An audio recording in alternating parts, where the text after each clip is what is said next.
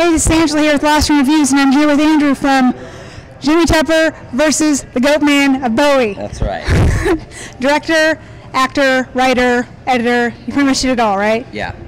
Yeah, I wrote, directed, acted in it, and then put the whole thing together. Yeah. For the people out there, tell them a little bit what it's about.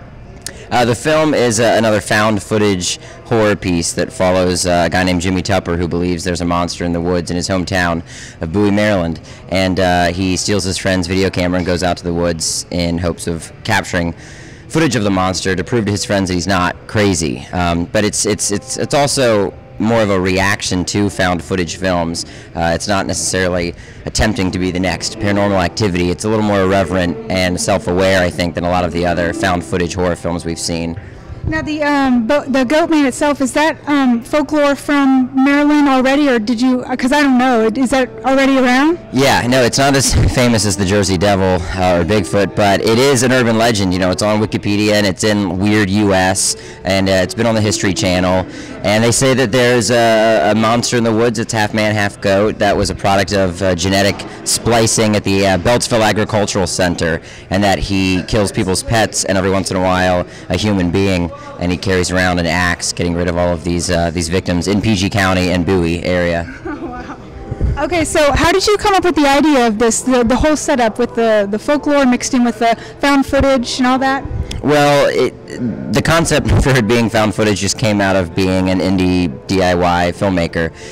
Obviously, my first film was The Mother of Invention, and it was a mockumentary, and that was an easier format because it can be handheld, it can be messy, there can be boom mics in the shot, you know, people in the background can be looking into the camera, and found footage it's another medium or format that I think is easy for an indie filmmaker to access and kind of play in because it can look cheap. It should look cheap. In fact, I think the biggest drawback for a lot of found footage films is that they don't look cheap enough.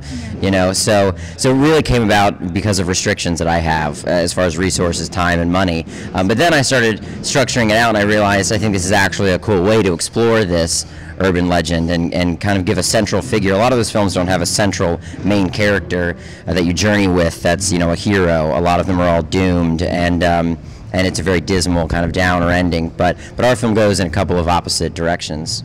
So the intro is the part that kind of the theater were getting a little itchy about, not wanting to sit through. But I really liked the way you kind of introduced the characters and by at the same time the camera, you know, showing just strange things like that graduation scene. It don't make any sense for the film. It kind of shows that this is just a guy who picks up his camera all the time and just films things randomly. So it made it feel more real. And plus, just seeing them kind of interact and do their everyday thing, it felt more natural to see your character go out into the woods and, you know, fight for the truth of this. So yeah, that was definitely the intention. So I'm glad that you got that from it. Yeah.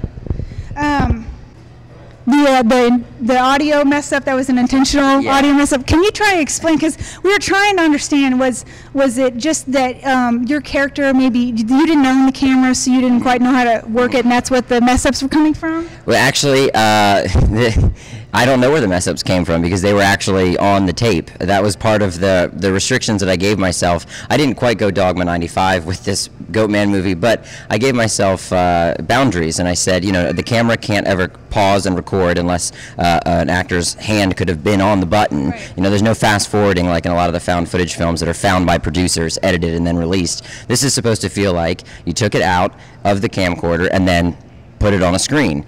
That being said, I shot this big scene where Jimmy's out in the woods angry and yelling, and it's kind of his like actor moment that a lot of those films have where there's the breakdown, and I imported the footage later that night, and you couldn't hear any of it. It was just skipping and glitchy and pixelated, and I thought, well, I got to go back out to the woods, I got to reshoot it. But I reminded myself of the exercise that I have to let go and let this thing really feel organic and natural, and so I didn't reshoot it. And I watch, you can tell he's angry, and every once in a while you hear a exactly. It's kind of like when Donald Duck yells in the cartoons. You know he's saying something bad, but you can't hear exactly what he's saying. And so I left it in, and it does challenge the audience. Right. We've even gotten a couple of written notes to the projectionist of like, wake up back there, the movie's messing up. But even the projectionist said, don't don't give them any forewarning because it's fun. It's more kind of, you know, it's more of like a theatrical experience or an Andy Kaufman type thing where the audience doesn't know whether or not it's intentional or unintentional.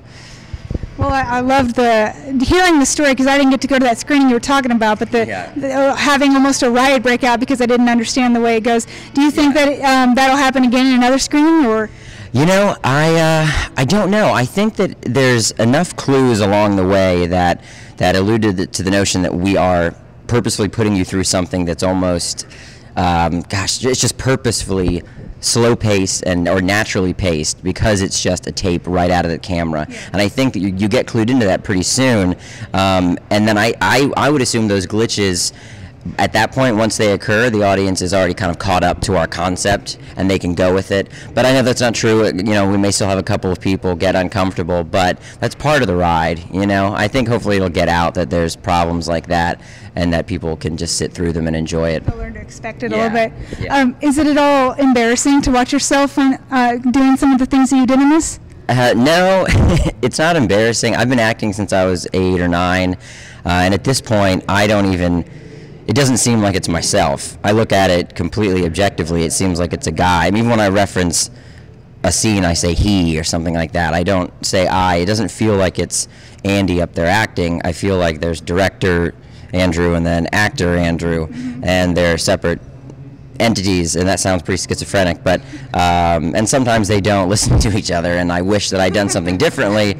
But at the end of the day, I can sit through my performances pretty relaxed. Well, I'm more concerned with things as a director and an editor. That's what I notice when I'm sitting through films, especially with a public audience. I kind of have director ideas, but as an actor, I've already kind of let it go. Yeah. So, is there any sign of a sequel in the works yet? Yeah. Well, without giving anything away as far as how the film ends, it's like most horror films, pretty well set up for a second round, and I have already written that script, and it attempts to subvert the same genre, but also do some things that we couldn't do in the first one with budgetary constraints. So hopefully the second one will be kind of bigger in scope and please the people that like the experimental aspect of the first one, but really please the audience that likes the kind of monster movie, you know, Evil Dead aspect of it too, which I think. Yeah, and then the second one, I would say, evolves more in that direction. So there won't be any skippy, glitchy footage in the second one. Yeah, hopefully it'll be shot on film or, you know, some other higher-end version of HD. You gotta do the red like everyone's doing now. Yeah, exactly. Yeah, for sure. That would be awesome. Well, all right. Well, that was Andrew Bowser, correct? Yep. From Jimmy Tupper versus the Goatman of Bowie. Check it out if you get a chance to. And I'm Angela from Lost in Reviews. Thanks.